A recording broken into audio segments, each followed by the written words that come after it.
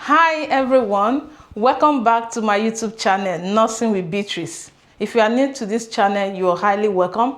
Today, we'll be looking at a very important topic, peripheral vascular disease. This is a disease that affects the extremities outside the brain and the spinal cord, so it affects the peripheral system, the hands, the legs.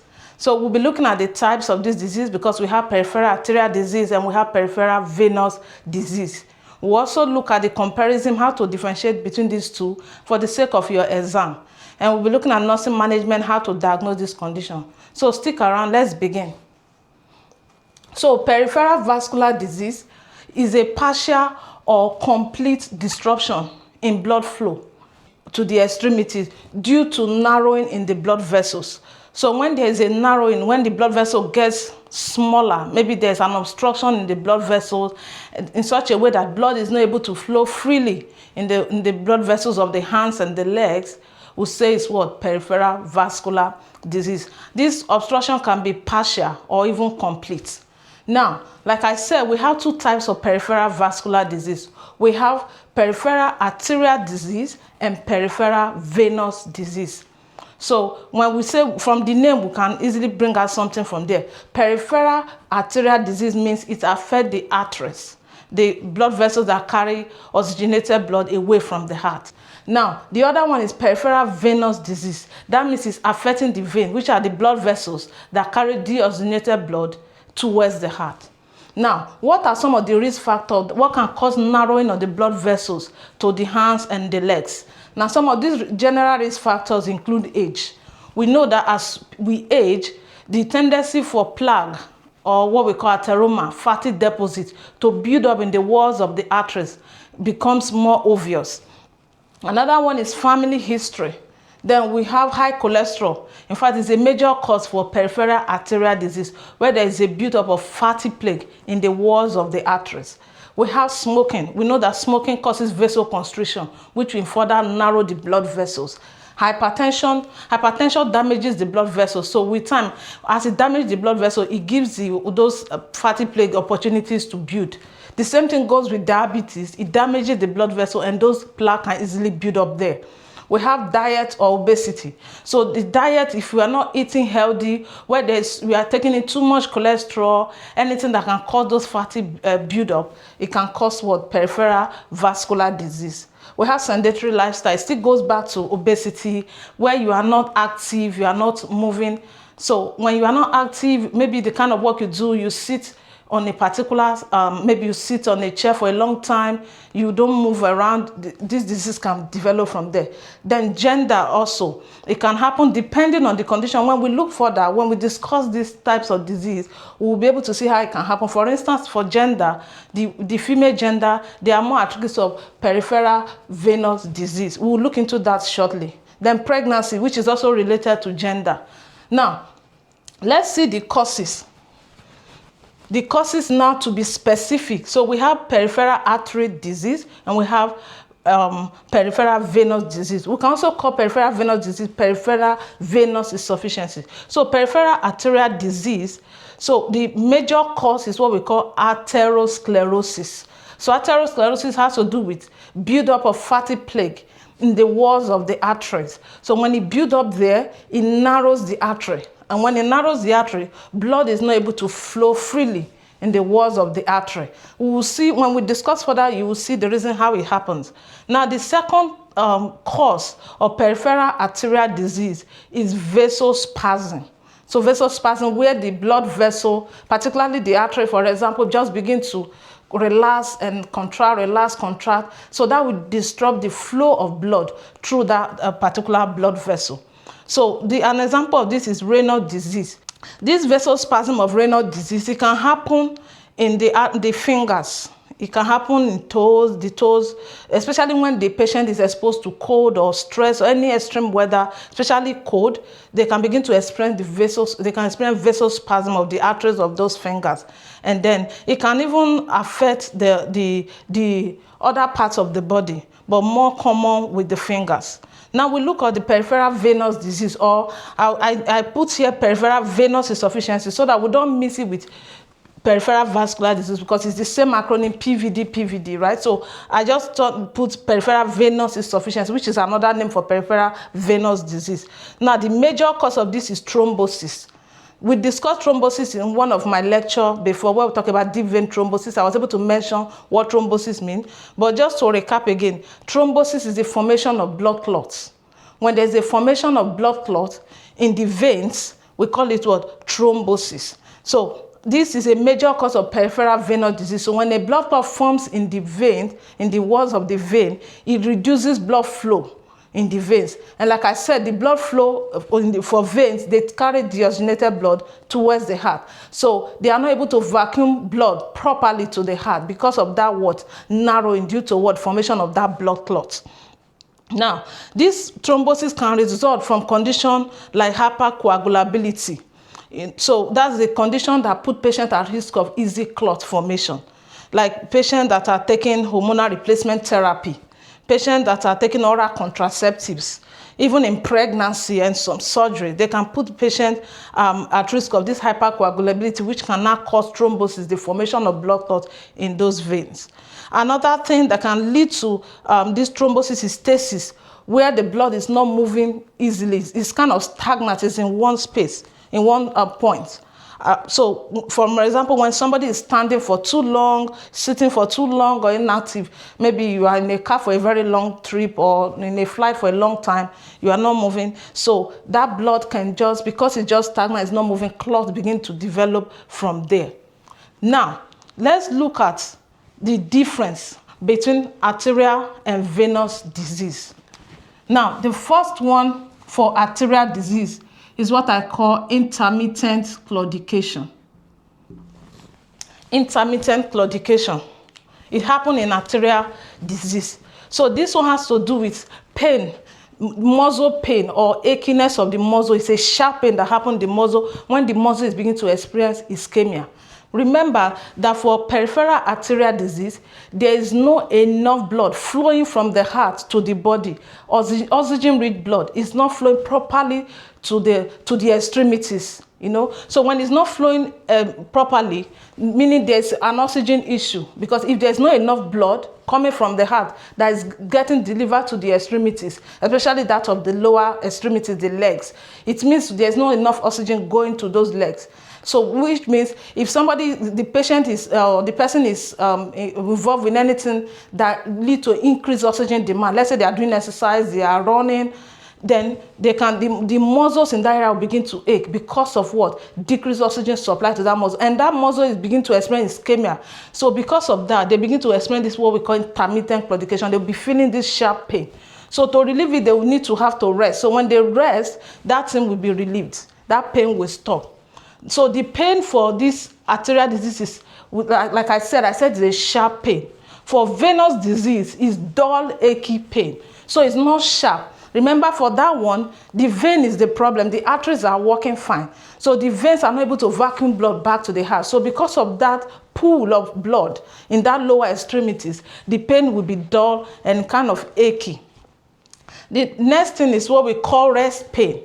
In arterial disease, can be awakened even from sleep. They can be lying down in sleep and then suddenly they just experience this pain, this sharp pain that comes, you know, while they are even sleeping or they are lying down. So we call that rest pain. Now, for venous disease, we should know that edema is present. That is what? That pool of fluid in that lower extremity. So when you see the legs, it looks swollen. That's simply because the veins, which are to carry deoxygenated blood back to the heart, are not properly able to. So it's as if they are forcing their way through those narrow veins. So the fluid tends to pull back. As it pull back, it accumulates. We say there's edema in those extremities. Then there's what we call dependent rubor and elevational pallor. So what it means is in arterial disease, when the patient put their leg in dependent position, like they dangle their legs, they put their leg down, the leg become red. That's because as you put your leg down, those blood, oxygen-rich blood that are coming, that we're finding it hard to push down through those narrow arteries, are not able to kind of find their way through, and then the legs become red. But when they elevate their legs, it becomes pale. So we say elevational pallor. In other words, someone that have peripheral arterial disease, we don't tell them to put their leg up. Because if they do that, they worsen the condition. That means those blood that are still trying to, oxygen-rich blood that are trying to force their way through, you now lift your leg up, you have spoiled everything. So when they put their leg up, the leg becomes pale. So we always encourage them to put it in a dependent position. They should dangle their leg, especially when they are feeling that intermittent claudication. Now, for venous disease, they will not experience this elevational pallor and dependent rubor at all, because oxygen is fine. Oxygen, they are doing well. So we always tell them, for patients with venous disease, to elevate their legs. Why? To help vacuum those excess fluid in the extremities back to the heart. Now, note that in venous disease, there's presence of varicose veins. Those veins, because of those pool of fluid and the overstretching of those veins, they become very spongy. They become swollen. So you could see varicose vein in those lower extremities. Now, another thing is that for venous disease, the skin is warm to touch and can appear brown. It's warm to touch because the oxygen is fine. The oxygen is there. There's no issue with oxygen. So because there's no issue with oxygen, the temperature will also be normal because of the blood that is flowing and is rich in oxygen. So the leg will be warm.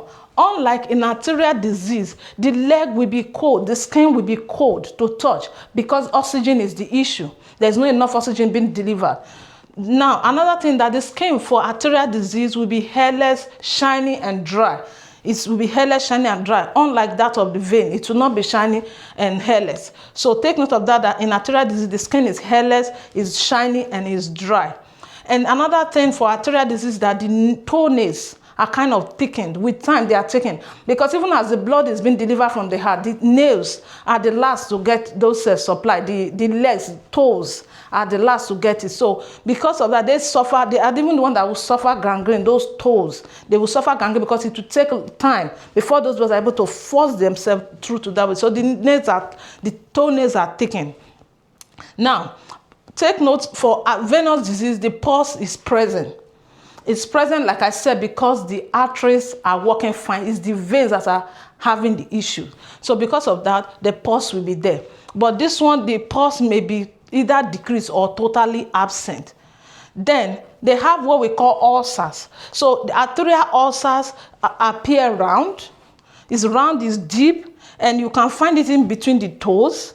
Why? Because of that oxygen, when it's being supplied, before the blood gets to those toes, it takes time. It may not even get there on time, and so sore easily develop at that far extremities of the leg, which is around those toes. Even between the dorsum of the foot, you can see the ulcer there, this round, deep sore.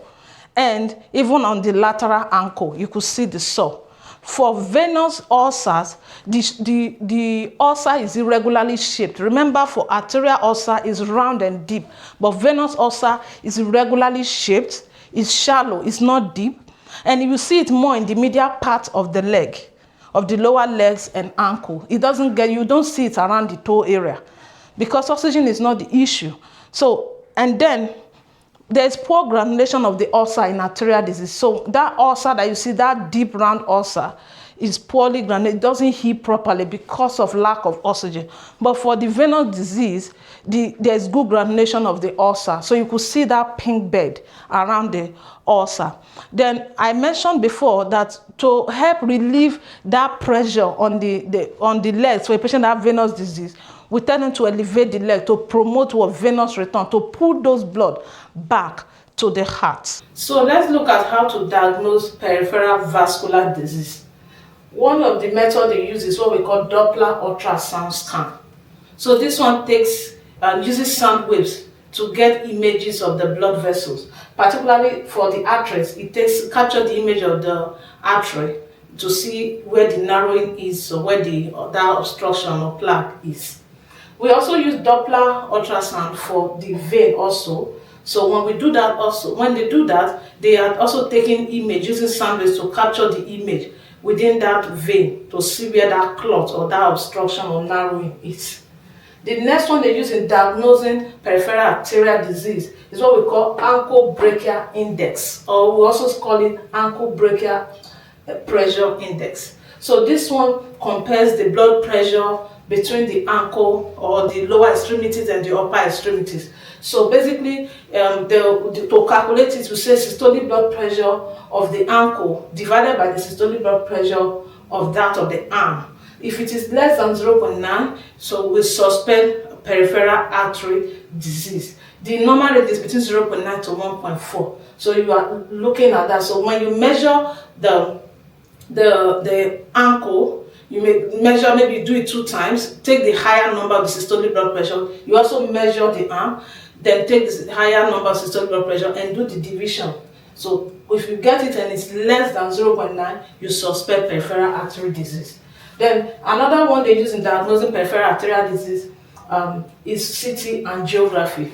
So this one, instead of using just sound waves, it uses X-ray to capture the image to see where the obstruction is.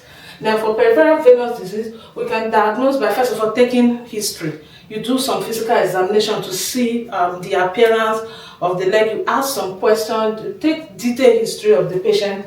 And like I said, we do Doppler ultrasound scan, which is also venous Doppler, to check, to get that image and see where that clot is located. And then there's Doppler scan. So this one, just beyond capturing the image, is able to show exactly how that clot looks like.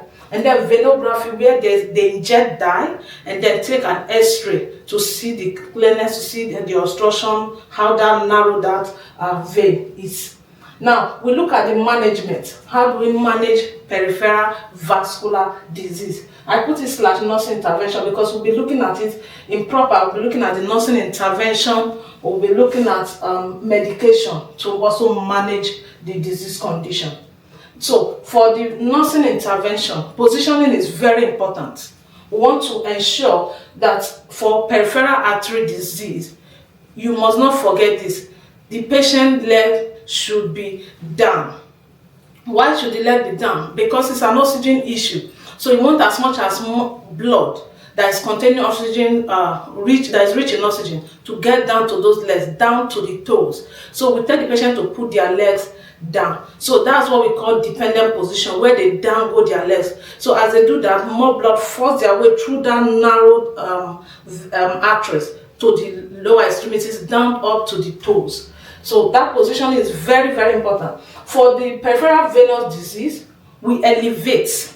We don't put the legs down. We don't ask them to dangle. We tell them to raise their leg up. Because all those swelling, those fluids that are pulled down in the lower extremities, once they raise their leg above the level of the heart, it pushes or vacuums those fluids back to the heart. And with that, it relieves those pressure and that dull achiness of the leg. And that also, help with comfort and all that. So very important in positioning.